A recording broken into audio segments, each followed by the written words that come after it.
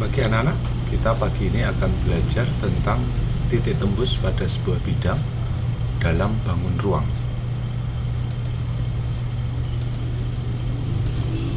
Bagaimana kita mencari sebuah garis yang akan menembus pada sebuah bidang dalam bangun ruang. Bisa sisinya, bisa diagonalnya, semua bidang yang kita buat dalam bangun ruang itu, kita akan mencoba menentukan titik tembusnya. Bagaimana pendapatmu melihat gambar berikut?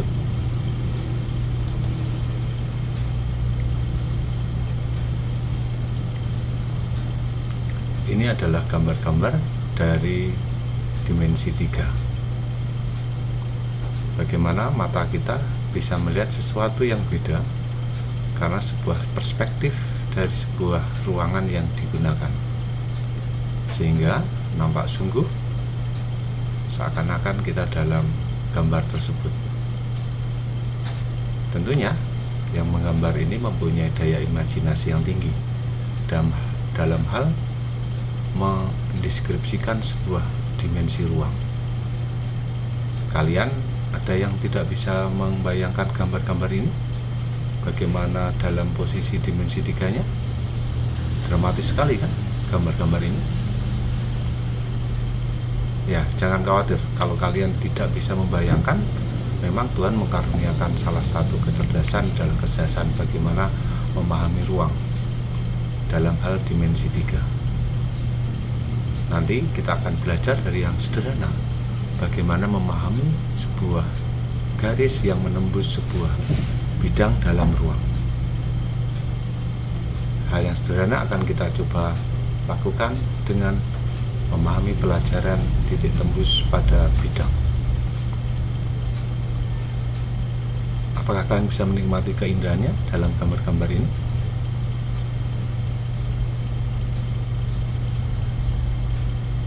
Sangat artistik sekali ya.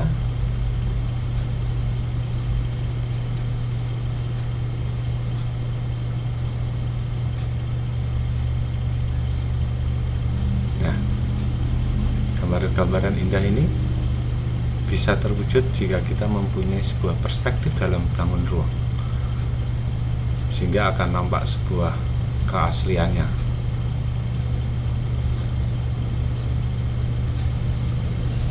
Ya, kita akan melihat bagaimana yang sederhana mencari titik tembus garis pada sebuah bidang. Prinsipnya akan kita jelaskan satu persatu. Langkah yang diperlukan untuk menentukan titik tembus garis G pada bidang U. Apa yang dimaksud? Ada sebuah garis G, bidang U. Bagaimana menentukan titik tembusnya? Di bagian yang mana pada bidang U tanda titik tembus itu? Tentunya tidak bisa ngasal aja kita tentukan di sini, atau di mana sesuka kita. Prinsip yang terpenting adalah satu, memilih bidang yang melalui garis G, misalnya bidang V. Bidang V harus kita buat sehingga G menempel pada bidang V. Bisa kalian bayangkan ya? V kita buat sedemikian, nampak G nempel pada bidang. Langkah yang kedua, akan nampak garis potong yang timbul karena perpotongan bidang V dan U. Garis ini adalah UV. Garis potongnya ini. Menentukan titik potong garis G dengan UV yang merupakan titik tembus garis G pada bidang U. Garis potong dua garis inilah yang kita sebut sebagai titik tembus G pada bidang U. Tiga prinsip inilah yang harus kita lakukan untuk menentukan titik tembus pada bidang. Oke, kita lanjutkan dengan contoh yang kedua. Titik tembus PG pada bidang TBD. PG pada TBD. PG, TBD adalah bidang diagonal dalam limas.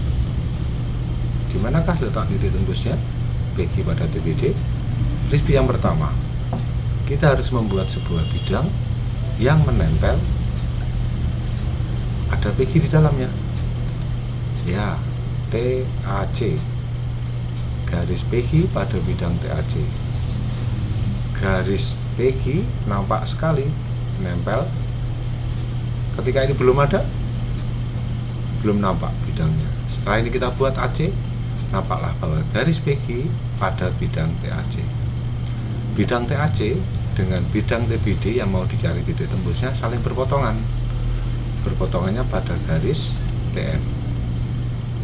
TF, PQ berpotongan, didapatkan sebuah titik tembus yang kita sebut N. Mudah bukan? Menentukan titik tembus dalam sebuah perspektif dimensi 3 akan nampak di mana posisi N. Contoh yang kedua, bangun kubus. Titik tembus CE pada bidang AFH. CE diagonal ruang. AFH adalah sebuah bidang yang terletak di dalam sebuah bangun kubus, sebuah segitiga. Di mana ada titik tembusnya? Oke, kita mulai. Buat bidang yang memuat garis CE. Nah, nampak kan? ACG. ACG. ACG adalah bidang yang memuat garis CE. AFH berpotongan dengan ACGE.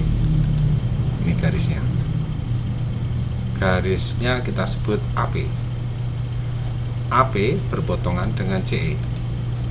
Ya, inilah titik tembusnya. Q kita namakan. Bisa kamu pahami? Sekali lagi prinsipnya adalah meletakkan CE pada sebuah bidang. Bidang dengan bidang berpotongan dapatlah titik tembus. Semakin jelaskan bagaimana perspektif dimensi 3? Bisa kamu bayangkan gambar ini yang ada di dalamnya kubus? Oke, kita lanjutkan contoh yang ketiga. Gambaran titik tembus PQ pada bidang ABCD. Tampak membingungkan? Q di mana? Nah, Q ada ketentuannya pada bidang TCD. Dia pada sisi tegaknya. ABCD adalah sisi alas. Apakah dia menembus? Secara kasat mata kita tarik PQ. Tapi PQ bidang apa? Nah, kita harus membuat bidang imajinernya. TE kita buat. Nah, PQ terletak pada bidang TAE. PQ kita hubungkan berpotongan dalam bidang alas. AE adalah garis potong antara bidang TAE dengan ABCD. Maka garis potong ini kita sebut F sebagai titik tembusnya. Jadi titik tembus sebuah bidang dengan garis tidak harus di dalam bidang ruangnya, bisa diperluasannya. Saya kira paham kamu? Banyak berlatih, pasti kamu bisa. Oke, selamat belajar. Terima kasih.